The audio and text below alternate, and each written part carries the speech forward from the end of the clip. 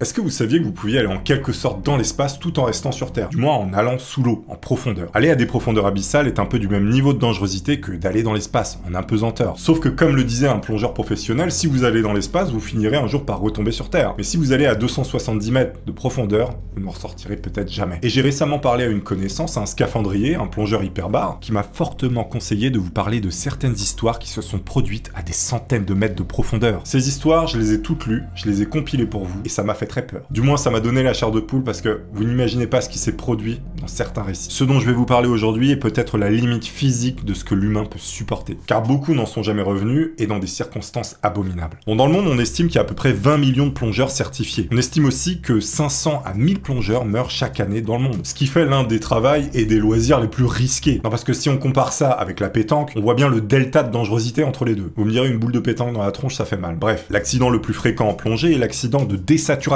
qui est aussi appelé de décompression. Des gaz dissous, alors c'est généralement de l'azote ou de l'hélium, eh bien ils quittent leur état soluble et forment des bulles de gaz à l'intérieur du corps. C'est des bulles de gaz qui vont aller se loger soit dans votre oreille, soit dans votre cerveau, ou même dans votre colonne vertébrale. Donc là, vous imaginez les dégâts que ça peut faire. Ensuite, vous avez le barotraumatisme grave. Ça va créer des lésions tissulaires qui est provoquée par une variation de pression. Donc en fait, vous avez littéralement vos tissus qui éclatent. Vous avez aussi en plongée l'accident cardiovasculaire d'immersion, ou œdème pulmonaire d'immersion. En fait, c'est une accumulation subite de liquide dans les poumons. Et vous allez voir que dans cette vidéo, même les plongeurs les plus expérimentés, les meilleurs du monde, la crème de la crème, eh bien ils ne sont pas épargnés pour autant. Ça peut arriver à tout le monde. Dave Shaw et le Bushman Hole.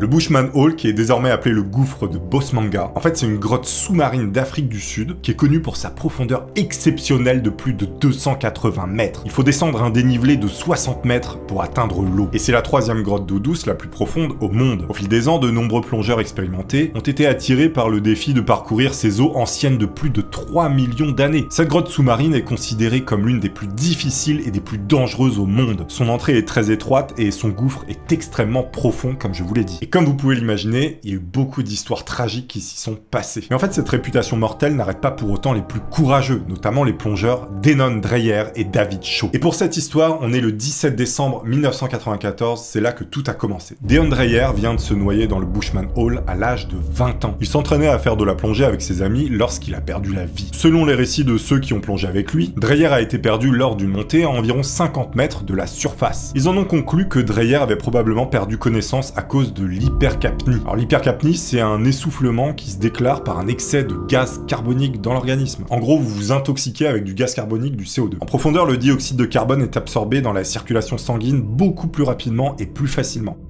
Là, on est 2 semaines après la mort de Dreyer, ce jeune de 20 ans. Son père Théo a réquisitionné un petit sous-marin télécommandé utilisé par la société minière De Beers, dans l'objectif évidemment de repérer la dépouille de son fils. Il trouve effectivement le casque de plongée de son fils au fond du gouffre. Il passe des heures à chercher avec ce petit sous-marin, mais il ne trouve pas le corps de son fils. Et là, 10 années vont se passer, on ne retrouve absolument pas le corps de ce jeune Dreyer. Ce jeune garçon de 20 ans qui a plongé et qui n'est jamais remonté. Nous sommes donc en octobre 2004. Dave Shaw, qui est un plongeur australien de l'extrême, très aguerri et très technique, est avant tout pilote de ligne. Et il s'apprête à battre le record mondial de profondeur en plongée dans la noirceur du Bushman Hole. Ce fameux gouffre où 10 ans auparavant, un jeune homme de 20 ans n'est jamais remonté. Évidemment, ce qu'il ignore, c'est que le jour où il va battre ce record, du moins essayer, eh bien, ça va se passer différemment. Dave descend palier par palier le gouffre, jusqu'à atteindre l'obscurité totale et le silence glaçant des profondeurs du Bushman Hole. Il se retrouve donc à 270 mètres de profondeur. À un moment, Dave aperçoit quelque chose de bizarre tout au fond, et ce n'est clairement pas de la roche. Et là, il est horrifié parce qu'il comprend tout de suite que c'est un corps qui est allongé dans le limon à 270 mètres de profondeur. Dave vient de tomber sur les restes du jeune homme qui avait disparu il y a 20 ans. Le corps de Dreyer est étendu là, dans sa combinaison, sur le dos et les bras qui flottent encore vers le haut. Ce jour-là, Dave, il est incapable de récupérer le corps parce qu'il n'a pas assez d'oxygène et pas assez d'équipement. Faut bien savoir que plus on reste à une profondeur élevée longtemps, plus le temps de décompression, donc le fait de remonter avec des paliers, sera long. Ici, à 270 mètres de profondeur, chaque minute que vous passez à cette profondeur rajoute 1 heure de palier de décompression. Vous restez 10 minutes, par exemple, à 270 mètres de profondeur, il vous faudra 10 heures de paliers de décompression. C'est long. Donc c'est là qu'il y a toute une logistique parce qu'il faut assez d'oxygène, il faut assez de bouteilles, il faut assez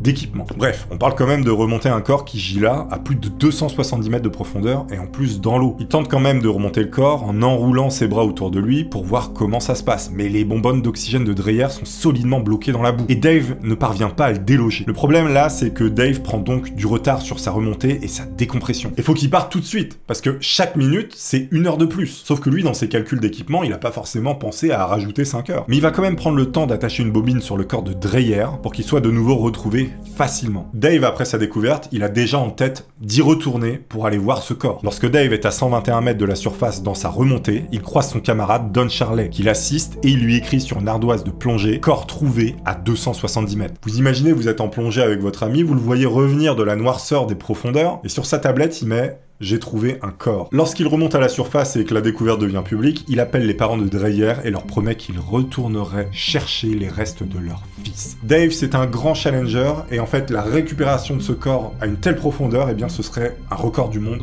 en plus. Ce serait la récupération la plus profonde de corps en plongée. Et là, il y a toute une armada d'experts qui vont étudier comment ramener le corps de Dreyer, qui est aussi profond. Le cas va être étudié par beaucoup d'experts et chacun va donner son avis. L'idée, en fait, c'est que le corps soit récupéré sans qu'il tombe en morceaux, parce que ça fait 10 ans qu'il est sous l'eau, je vous rappelle. Dave, lui, va préciser comment est le corps de Dreyer. Il dit avoir vu juste un os et aucune chair. L'équipe a donc prévu que Dave n'aurait qu'à mettre le squelette dans un sac mortuaire en respectant une méthodologie bien précise. Et ce fameux sac, en fait, il va être fabriqué par la femme de Dave. L'analyse de cette récupération de corps va mettre plus d'1 mois, et Dave s'entraîne avec Don à plusieurs reprises. On est le 8 janvier 2005. Dave et son camarade Don sont sur le point de redescendre dans le Bushman Hole. Ils ne seront pas seuls pour une plongée aussi risquée et inédite. Don, qui est à la base prof de plongée, fait appel à ses meilleurs recrues pour les seconder. En tout, ils vont être 8 plongeurs aguerris à s'engouffrer dans le Bushman Hole. Et c'est très important de comprendre comment doit se passer la plongée, parce que c'est toute une organisation. Dave ira à 270 mètres pour 12 heures de décompression, c'est-à-dire qu'il va mettre 12 heures à remonter. C'est lui qui va récupérer le corps à 270 mètres. Et il devra faire 12 heures de décompression, donc il mettra 12 heures à remonter à la surface pour éviter qu'il y ait des bulles de gaz qui se forment dans son sang. Don, lui, ira à 220 mètres pour 10 heures de décompression. Mark et Dusan seront à 150 mètres pour 5 heures de décompression. Peter et Lowe seront à 120 mètres pour 3 heures de décompression. Stephen ira à 80 mètres pour 2 heures de décompression. Et Truwin sera à 40 mètres pour 50 minutes de décompression. Dave, lui, qui est tout au fond, il peut pas prendre le corps et remonter. Ce qu'ils vont faire, c'est qu'ils vont, en quelque sorte, se relayer avec le corps. C'est-à-dire qu'il y en a un qui va passer, il va passer le corps à l'autre, il va passer le corps à l'autre, etc., etc. Cette méthode, elle va permettre à chaque plongeur de ne pas s'épuiser et de respecter les temps de décompression à la bonne profondeur. Des bonbonnes d'oxygène seront placées tout le long de la ligne, sur les différents paliers jusqu'au fond, dans le cas où des plongeurs en aient besoin. Et Don et Dave, ils vont dire aux plongeurs lors de la préparation, si Dave n'y arrive pas, je n'y arriverai pas. Nous en resterons là. C'est la fin de l'histoire. On ne veut pas être remonté. Ne risquez pas vos vies. Mais retournons au grand jour. À la surface, l'équipe se met aussi au boulot. Le stress monte, on installe l'équipement technique, on check tout, absolument tout. Dave vérifie sa combinaison, son équipement, et met pour l'occasion un casque de plongée avec une caméra. Normalement, il plonge jamais avec une caméra, mais là, il veut tout enregistrer. Il fait même usiner sur mesure un caisson en aluminium pour sa caméra. Un caisson hyper barre, évidemment, parce qu'à 270 mètres, faut que ça résiste. En parallèle, les parents de Dreyer sont sur le point d'arriver. Les parents de Dreyer, c'est les parents du corps du jeune homme de 20 ans qui est à 270 mètres depuis 10 ans. Donc eux aussi veulent assister à la récupération de leur enfance, ce qui est normal. Et c'est là que tout va commencer. Dave va partir le premier sur les 8 plongeurs, ce qui détermine le lancement du chrono. Don le suit quelques minutes plus tard et il sera suivi des 6 autres. Dave continue sa descente et réussit une nouvelle fois l'exploit d'atteindre le fond du Bushman Hole et de rejoindre le corps de Dreyer. Il doit le mettre dans le sac sans attendre et rejoindre Don. Il peut rester seulement quelques minutes à 270 mètres de profondeur, c'est hyper important. Chaque minute qu'il perd, c'est 1 heure en plus de décompression, donc il peut pas se permettre trop longtemps non plus. En parallèle, Don commence bientôt à atteindre son palier de 220 mètres pour réceptionner le corps. Mais déjà, quelque chose le dérange. Il ne voit pas les bulles de Dave remonter vers la surface, alors que normalement, il devrait être dans le coin déjà. Il ne voit pas non plus les lumières de son comparse qui est en dessous de lui et qui doit arriver avec le corps. Il n'y a rien du tout. Et là, il se dit... c'est pas normal. Don, il va comprendre que Dave a un gros problème en bas. Et là, Don, il va faire quelque chose qui était absolument pas prévu, c'est-à-dire qu'il va vouloir rejoindre Dave à 270 mètres pour voir ce qui se passe. Normalement, il devait pas descendre. Il devait attendre que Dave lui amène le corps, remonter pour le donner au prochain. Il suit la ligne et descend. Il descend très vite. Et là d'un coup, Don il entend qu'un élément essentiel de son équipement vient de se briser sous la pression. C'est son contrôle d'oxygène qui est au poignet. Et le problème c'est que sans cet outil, il ne peut pas descendre plus. Il doit absolument arrêter sa progression à 250 mètres. Il était donc à seulement 20 mètres de son ami, qui était probablement en détresse. Don aperçoit la lumière de Dave, sauf qu'elle ne bouge pas. Là il comprend tout de suite qu'il peut rien faire pour son ami et qu'il n'a pas d'autre choix que de remonter s'il veut survivre. Évidemment, sous l'eau comme à la surface, tout le monde s'inquiète. Les plongeurs communiquent avec des ardoises, pas de signe de Dave et pas de signe de Don non plus. Et à ce moment-là, en fait, Don, il est dépité. Il sait qu'il vient de perdre Dave, parce qu'à cette profondeur, rien ne se pardonne. Sauf qu'il a plus le temps de penser à ça, il doit sauver sa propre vie. Il remonte et se met à gérer manuellement sa concentration d'oxygène à partir de maintenant. Il ne faut surtout pas que Don se loupe. S'il gère mal sa concentration d'oxygène à de telles profondeurs, il perdra connaissance. Il a le temps de se retourner une dernière fois et voit que la lumière de Dave a totalement disparu dans l'obscurité. Don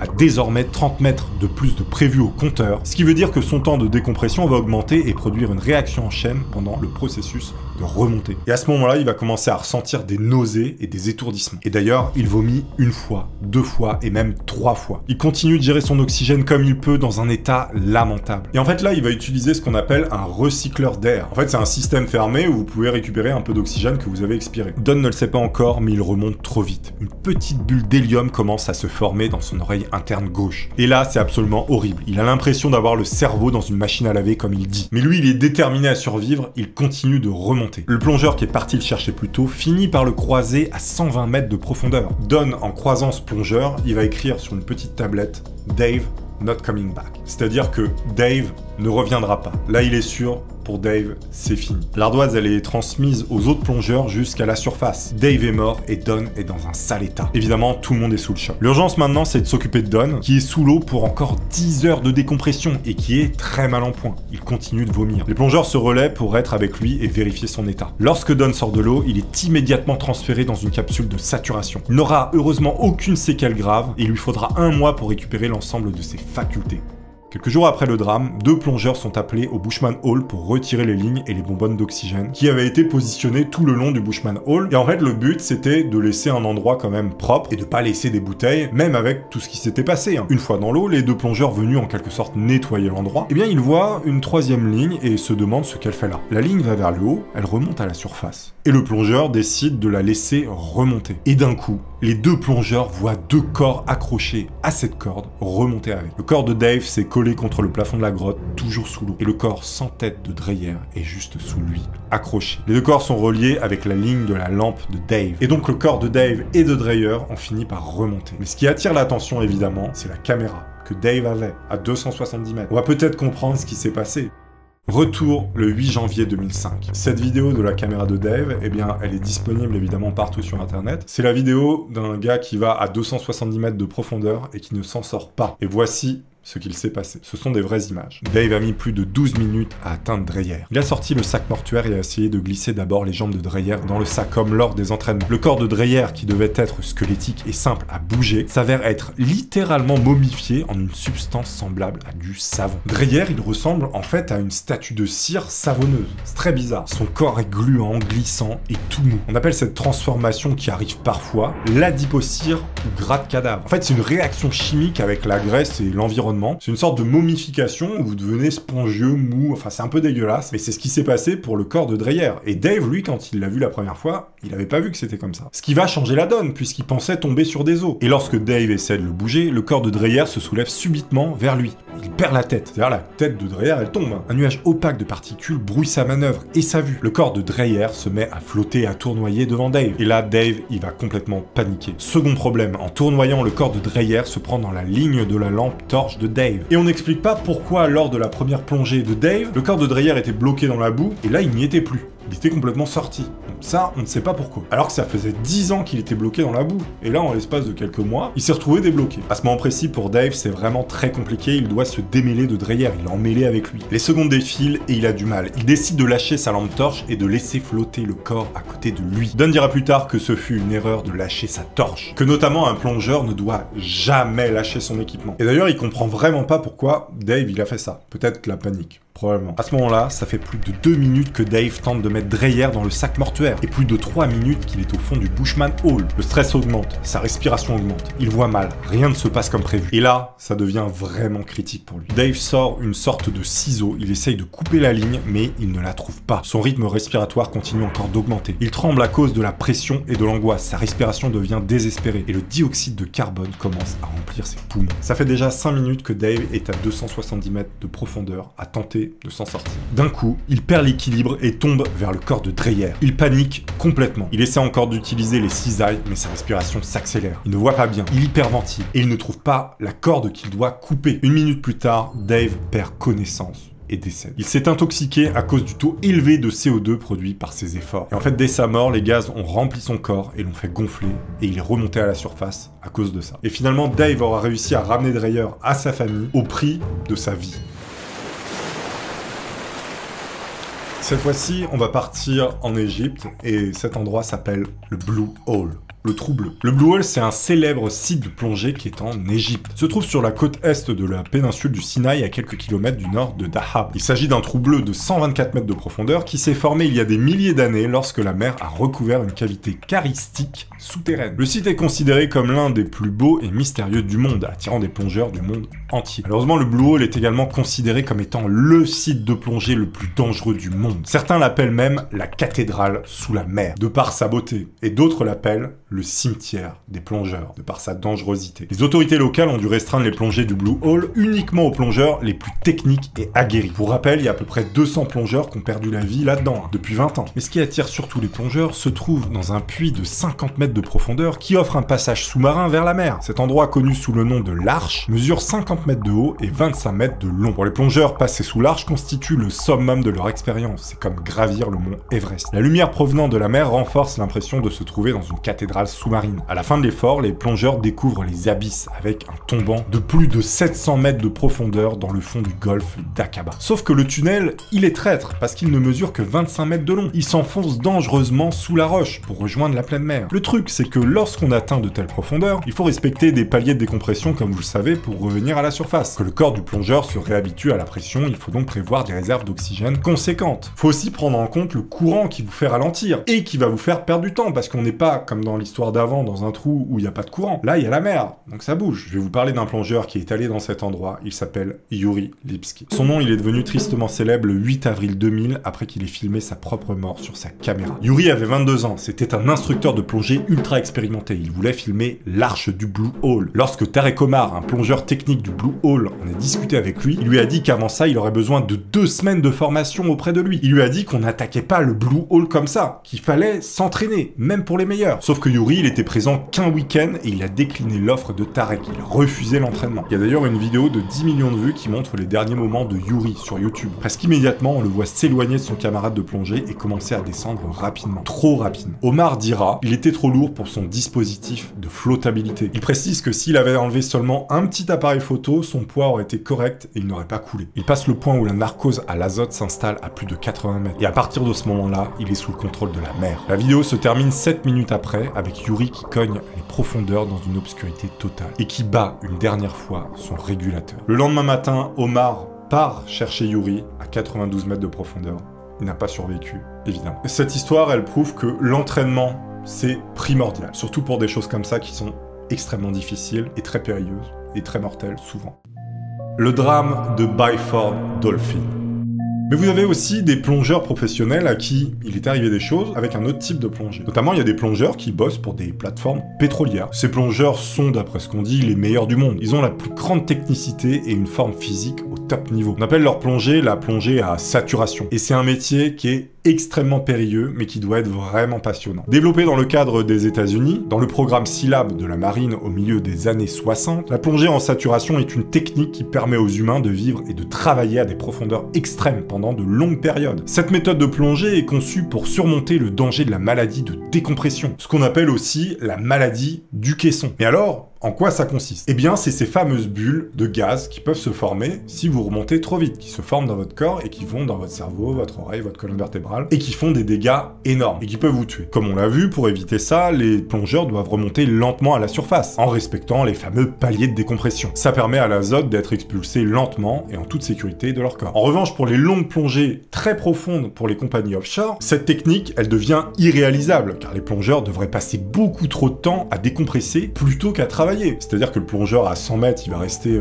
3 minutes et il va devoir remonter pendant 10 heures, quoi. Enfin, c'est chiant. Donc c'est pas possible. Mais il existe une autre technique. Avec la plongée en saturation, les plongeurs sont en pression continue. Ils passent même leurs heures de congé dans une chambre spéciale pressurisée et rejoignent leur lieu de travail, donc sous la mer, grâce à une cloche de plongée également pressurisée, connue sous le nom de capsule de transfert. En gros, ils sont en pression permanente pour justement s'éviter ces paliers à chaque fois. Ce serait pas possible sinon. Cette pratique signifie que peu importe combien de temps les plongeurs restent en dessous dans la mer, le temps de décompression requis reste le même. Les plongeurs en saturation ne décompressent qu'une seule fois à la fin de leur quart de travail, réduisant considérablement le risque de maladie de décompression. L'inconvénient est que cette décompression unique peut prendre jusqu'à 2 semaines. Il existe également d'autres dangers, y compris la narcose de l'azote. La narcose de l'azote, c'est une euphorie causée par la respiration de l'azote sous pression, que les plongeurs décrivent comme étant similaire à un fort taux d'alcoolémie. Côté boulot, les plongeurs des plateformes pétrolières font des tâches sous-marines, comme l'inspection, la maintenance et la réparation des structures sous-marines et des équipements associés à la production de pétrole et de gaz. Ils effectuent des inspections visuelles pour identifier les problèmes potentiels, comme des fuites de pétrole, et effectuent des réparations pour les résoudre. Les missions sont hyper variées, ils peuvent aussi installer du nouveau matériel ou récupérer des débris par exemple. Et d'ailleurs 5 de ces plongeurs techniques ont perdu la vie en 83 dans des circonstances abominables. By4 Dolphin, c'est une plateforme pétrolière offshore semi-submersible construite par Aker Engineering d'Oslo en 74. Elle pèse plus de 3000 tonnes et elle est habitée par un équipage de 100 personnes. Elle est capable de forer dans les eaux jusqu'à 460 mètres de profondeur. Pour permettre la construction et l'entretien de la tête de puits à ces profondeurs, la plateforme a été équipée d'un système sophistiqué de plongée en saturation. Ce système est d'ailleurs construit par la société française Comex. Non, parce que, pour que vous compreniez bien, les plongeurs en saturation, en fait, ils vont rester en pression tout le temps. C'est-à-dire que quand ils reviennent sur la plateforme, ils sont dans des caissons, ils restent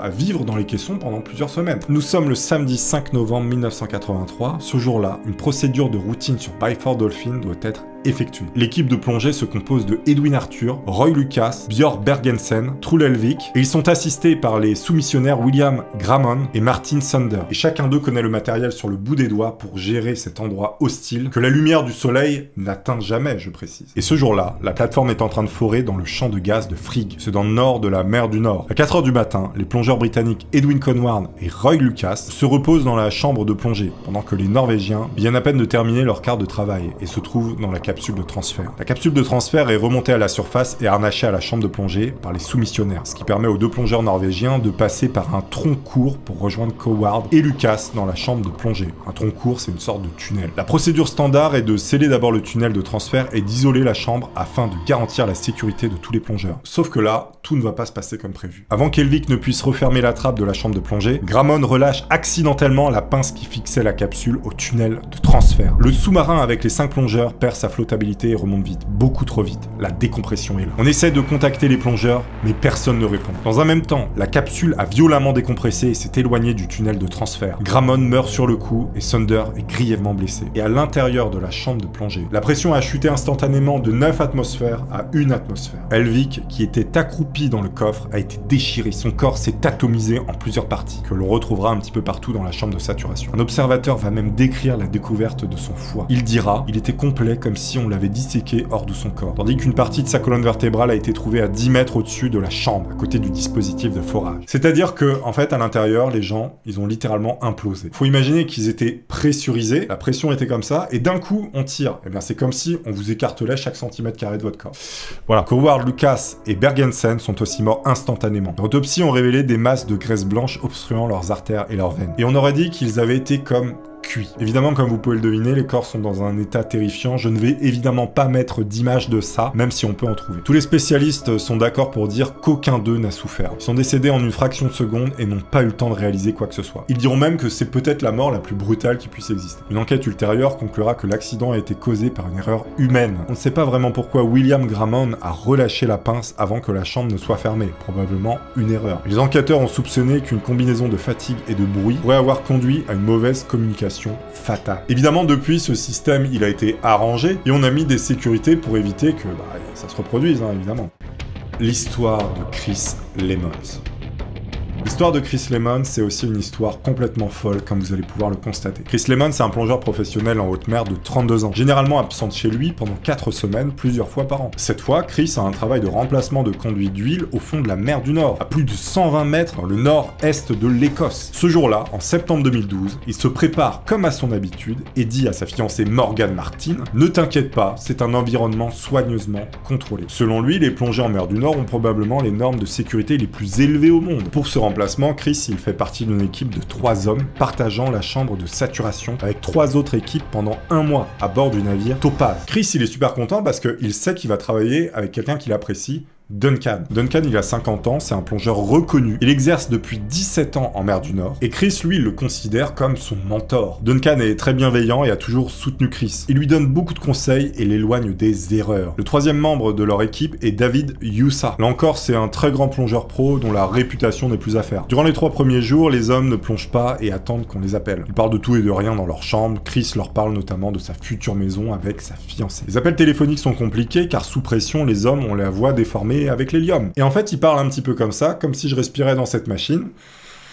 Ils ont cette voix, donc c'est très compliqué pour parler. Au début, ça fait rigoler comme ils disent, mais après ils s'y habituent et c'était un petit peu chiant. Le 18 septembre, un peu avant 21h, c'est au tour de l'équipe de Chris, David et Duncan de plonger. Et les 3 plongeurs sont transférés dans une cloche de plongée. Cette fameuse cloche dans laquelle ils sont est positionnée à 76 mètres de profondeur, sous le bateau. À la surface, le vent souffle environ à 35 km/h, mais le bateau n'a pas besoin d'encre. Il est équipé d'un système de positionnement dynamique, c'est-à-dire que c'est un ordinateur qui le contrôle complètement. Pour Duncan, le travail s'annonce routinier, rien d'inhabituel. La cloche de plongée finit par déposer Chris et David. Ils descendent à 15 mètres de plus pour remplacer un tuyau sur une structure reposant sur le fond marin. Ils sont reliés à la cloche de plongée par des cordons ombilicaux attachés directement à leur combinaison. En fait, ces cordons, on appelle aussi ça des narguilés, parce que ça ressemble à une chicha, un tube de chicha. Ce sont 2 tubes renforcés avec une corde d'acier qui fournissent à Chris et David l'air nécessaire, mais ça leur fournit aussi un moyen de communication, de l'électricité pour les lampes et les caméras, et surtout pour les casques, et de l'eau chaude pour garder leur combinaison à une bonne température. L'eau qui est à peu près à 3 degrés ne ferait pas de vieux os avec eux. Et ce jour-là, en fait, le travail de Duncan, c'est de rester dans la cloche et de donner à ses coéquipiers du mou ou de tirer. Chris et David, ils vont commencer à travailler avec leurs clés et leurs outils, à quelques mètres l'un de l'autre, au pied de cette fameuse structure qu'ils doivent réparer. Et jusque-là, tout se passe bien dans les profondeurs de la mer du Nord. D'un coup, là-haut, les moniteurs du bateau sonnent. Les jauges vertes se mettent à virer à l'orange. Le superviseur de plongée, Craig Federick, n'a jamais vu ça. Il ne comprend pas ce qu'il se passe, c'est la panique. En fait, le problème, il est extrêmement grave et il va le comprendre très vite. Le bateau est maintenant à la dérive et il va bientôt traîner avec lui Chris et David qui sont à 76 mètres de profondeur. Et ils sont accrochés au bateau, je vous le rappelle, ils sont pas en totale autonomie. Et là, Craig, il va tout de suite donner le signal aux plongeurs en leur disant « Laissez immédiatement vos outils, revenez tout de suite à la cloche, maintenant ». La demande, elle est très inhabituelle et les 2 plongeurs comprennent qu'un truc ne tourne pas rond. Ils remontent immédiatement en grimpant leur cordon ombilical pour rejoindre la cloche où Duncan les attend. En parallèle, Duncan suit les directives et commence aussi à tirer de son côté les cordons. Pendant qu'il grimpe, Chris ne voit pas les lumières de la cloche. Il n'y a que de l'obscurité tout autour de lui. Il se demande mais où est passée la cloche? Il est perdu. Et d'un coup, il sent son cordon tiré. Duncan voit aussi que le cordon de Chris se tend. Craig lui demande de lâcher du mou, mais Duncan lui répond qu'il ne peut pas. La tension dans le câble monte de plus en plus. Les hommes sous l'eau ne comprennent pas ce qui se passe. Et la galère n'est pas terminée. Le cordon de Chris s'est maintenant emmêlé avec un autre câble en acier. Sauf que tout va trop vite. Il essaie de se démêler, mais c'est de pire en pire. David voit que Chris est bloqué. Il décide de redescendre pour l'aider. Il lutte contre l'eau pour le rejoindre. Il réussit pratiquement à atteindre la main de Chris, mais David est tiré d'un coup par son cordon vers l'obscurité et les abysses. Et là, il raconte que c'est comme dans un film, c'est-à-dire qu'il voit le regard de son collègue, ami, partir comme ça au loin, dans les abysses, traîné par la force du câble qu'il a envoyé dans le fond. Le problème dans le problème, c'est que le câble d'alimentation en air de Chris vient de rompre. C'est ce que craignait Duncan, qui lui continue de tenter de lâcher du mou maintenant en désespoir. Je vous rappelle que là, actuellement, il est dans l'obscurité la plus totale, à peu près 80 mètres de profondeur. Il est plus alimenté par la cloche. Normalement, il y a le cordon. Ce cordon a lâché. Il a seulement ces petites réserves d'oxygène qui durent 5-6 minutes maximum. Et il va devoir s'en sortir. Sa combinaison commence également à se refroidir parce qu'il n'y a plus le système pour le réchauffer. Les lumières de sa combinaison s'éteignent les unes après les autres. Sa radio ne fonctionne plus. Bref, il est aveugle, dans le froid et presque sans oxygène, à 80 mètres de profondeur. Duncan, pendant ce temps, se met à retirer le cordon, espérant que Chris soit au bout. mais rien. Quand il arrive au bout, il voit que le cordon est cassé et il finit par couper l'oxygène, ce qui signifie souvent la mort du plongeur, en l'occurrence celle de Chris. Chris, lui, qui est tout seul au fond de l'eau, tente de lutter pour sa survie dans l'obscurité. Il a une balise sur sa combinaison, le navire peut le retrouver, il doit tenir bon. Il sait aussi qu'en s'approchant du sommet du collecteur, il augmentera ses chances d'être retrouvé. C'est-à-dire qu'il faut qu'il aille se mettre au-dessus de la structure pour qu'on le récupère facilement. Le problème, c'est qu'il ne voit plus rien. Et s'il se met à marcher dans la mauvaise direction, il est perdu. Et en fait, ce qu'il va faire, c'est qu'il finit par prendre une direction au hasard. De toute façon, il a plus rien à perdre. Il faut qu'il retrouve la structure et qu'il monte tout en haut pour qu'on le retrouve facilement. Le problème, c'est qu'à la surface, la situation est catastrophique. Le bateau zigzague au milieu d'une tempête. Le navire est presque à 700 mètres maintenant de la position de Chris. L'équipage entier lutte pour que le bateau revienne en arrière. À 80 mètres de profondeur, Chris sent sa poitrine se resserrer à mesure que l'oxygène baisse. Il pense à sa femme et il se dit que ça y est, il va finir ici seul et qu'il n'aura jamais d'enfant. Et à ce moment-là, en fait, il va perdre progressivement connaissance. Craig, qui est dans le bateau, ordonne qu'un sous-marin télécommandé dans le navire parte voir où est Chris et surtout voir s'il est encore en vie. L'engin est envoyé, il finit par trouver Chris. Et ces images que vous voyez sont totalement vraies. Sauf que là, on ne sait pas s'il est encore en vie, s'il fait des signes à la caméra, si ce sont les remous qui le font bouger, ou bien s'il est en train de convulser. Ça fait plus de 16 minutes qu'il ne peut plus respirer à ce moment-là. La position de Chris est immédiatement donnée à Duncan et David, qui eux, évidemment, se trouvent toujours dans la cloche. David est prêt à aller chercher Chris, ou en tout cas, son corps. Plus de 25 minutes viennent de s'écouler à présent, et Chris est toujours allongé au fond de la mer du Nord. Finalement, David arrive à rejoindre Chris assez rapidement. Il voit qu'il y a de l'eau dans son casque, ce qui n'est pas très bon. David réussit à remonter Chris jusqu'à la cloche, finalement. Duncan prend le relais et décide en urgence de lui faire du bouche à bouche. Même si pour lui, c'est impossible de survivre autant de temps sans oxygène. Et sans parler de l'hypothermie, hein. Il faisait 3 degrés. Le visage de Chris est aussi bleu qu'un jean. Sauf que là, un miracle se produit. On peut le dire. Après le bouche à bouche de Duncan, Chris a immédiatement ouvert les yeux. Il est vivant. On le met immédiatement dans la salle de saturation du navire. Des analyses sur sa santé sont menées par la suite. Et miraculeusement, il n'aura aucune séquelle ni physique ni neurologique. Bon là, on se dit que Chris, il va arrêter. Voilà, il a vécu un enfer, il est presque mort. Il va aller cultiver des navets dans un potager. Pas du tout. 3 semaines plus tard, Chris, Duncan et David repartent en mer du Nord, terminer leur mission. Chris est encore aujourd'hui plongeur professionnel. Il s'est marié, a eu un enfant et il vit même en France. D'ailleurs, si tu vois cette vidéo, moi je trouve ça incroyable ton histoire. Je ne suis pas sûr que cette vidéo aura soigné la thalassophobie de certains. Dans tous les cas, j'espère que vous aurez apprécié. N'oubliez pas, les petits pouces, vous savez, ça aide beaucoup. Merci à tous. Je vous dis au revoir pour de nouvelles aventures. Et n'oubliez pas, quand vous allez dans l'eau, mouillez-vous la nuque.